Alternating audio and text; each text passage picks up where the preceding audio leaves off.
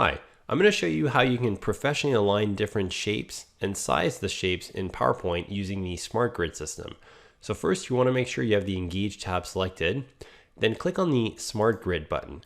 So you'll notice when you click on it, 12 columns appear. This is a toggle, so you can turn it on and off by clicking it. And these 12 columns let you align the different shapes that you find. So over here you have a chart.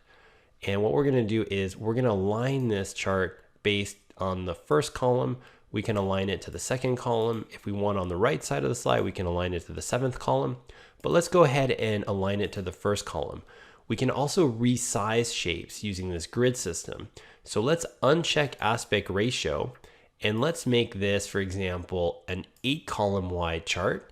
We can also make it a full 12-column wide chart. And this is how we use the SmartGrid system to professionally align and size very quickly different objects in PowerPoint. Thank you.